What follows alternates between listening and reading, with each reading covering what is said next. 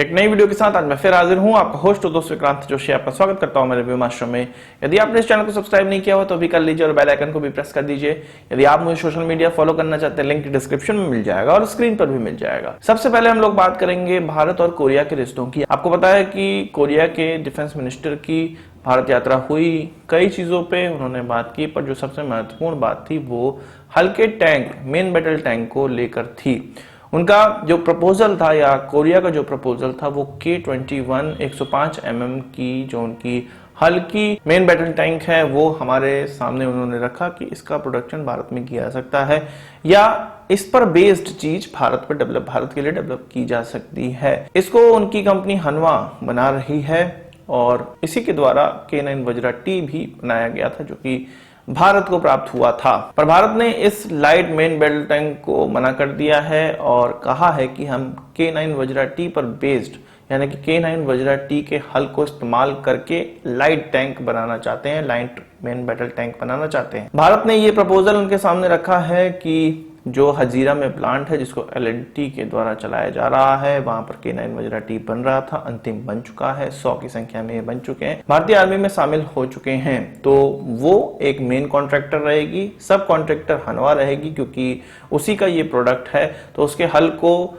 इस्तेमाल करके उसमें ट्रांसमिशन इंजन लगाकर डीआरडीओ के द्वारा ये सारी चीजें की जाएगी। 1000 हॉर्स पावर का उसमें इंजन लगाया जाएगा और उसको इस कैपेबल बनाया जाएगा ताकि वो ऊंचाई पर यानी कि लद्दाख इत्यादि जगहों पर अपनी सर्विसेज दे सके। उसमें जो बैरल लगाने का प्रयास किया जाएगा वो 105 mm या मैक्सिमम 120 mm की बैरल उसमें लगाई जाएगी। एक्चुअल में ये प्रयास किया जा रहा है कि 120 mm की बैरल उसमें लगाई जाए ताकि जो दूसरे टैंक्स हैं उनको बेधने की क्षमता भी इस टैंक में हो। केवल ये ऐसा ना हो कि संख्या बढ़ाने के लिए केवल टैंक हो। कोरिया का यह भी कहना था कि दोनों देशों के प्रयास से जो मेन बैटल टैंक निकल कर सामने आएगा, भारत को एक्सक्लूसिव राइट होंगे कि उसको किसी थर्ड पार्टी को वो एक्सपोर्ट कर सके। उनका यह भी प्रयास है कि 3 साल के अंदर इस प्रकार के टैंक डेवलप हो जाएं और प्रोडक्शन में भी आ जाए। हमने K9 वज्रा टी के लिए भी ये देखा है कि भारत के हिसाब से उसको डेवलप किया गया। 18 महीनों का समय था, 1 साल में उसको कंप्लीट करके प्रोडक्शन के लिए रोल आउट कर दिया गया और 2 से 3 सालों में ये पूरे के पूरे बन के भारतीय आर्मी में शामिल भी हो गए।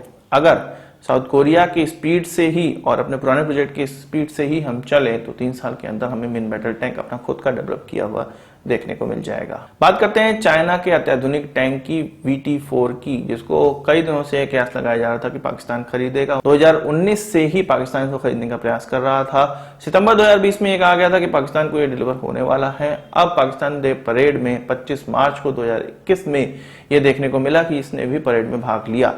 असल में इसका मतलब यह है कि पाकिस्तानी आर्मी में इसको अब शामिल कर लिया गया है।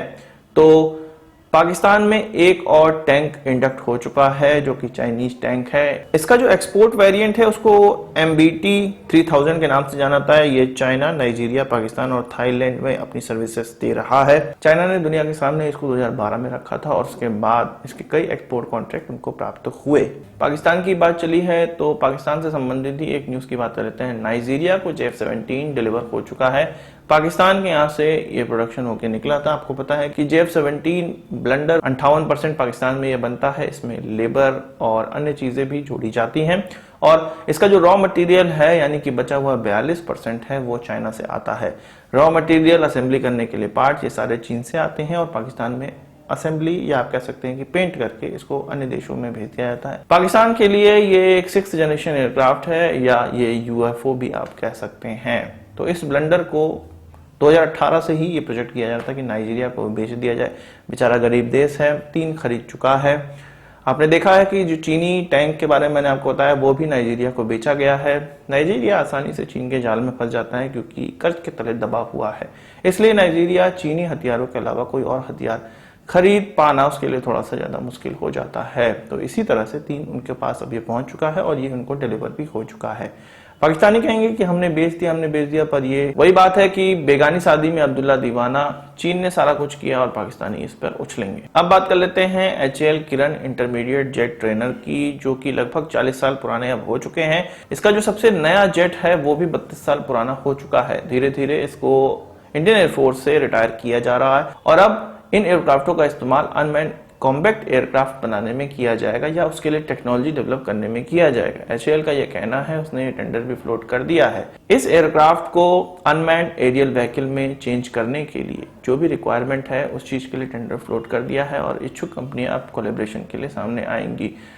HAL का यह कहना है कि उनका एक प्रोजेक्ट है जिसमें कि वो अनमैन्ड एरियल एयरक्राफ्ट या कॉम्बैक्ट एयरक्राफ्ट बनाना चाहते हैं जो कि मैन्ड हो, मतलब आदमी के द्वारा चलाया जाने वाला हो और उसमें कोई पायलट नहीं होना चाहिए। इस प्रकार के एयरक्राफ्ट कोई कामाकाजी एयरक्राफ्ट नहीं होंगे, सुसाइडल एयरक्राफ्ट नहीं होंगे, ना ही वो डिकॉय एयरक्राफ्ट होंगे, वो एक्चुअल में कॉम्बैक्ट एयरक्राफ्ट होंगे और उसकी ही टेक्नोलॉजी डेवलप करने के लिए इसको एक डेमोन्स्ट्रेटर की तरह इस्तेमाल वो लोग करेंगे। DRDO का भी ये कहना है कि एयर टू एयर मिसाइल वो लंबी दूरी की मारक क्षमता वाली डेवलप कर रहे हैं। बंसी एयरक्राफ्ट का इस्तेमाल जो इसके ट्रायल के लिए किया जाता है या किसी भी मिसाइल के ट्रायल के लिए किया जाता है वो थोड़ा कम मनोवर कर पाता है।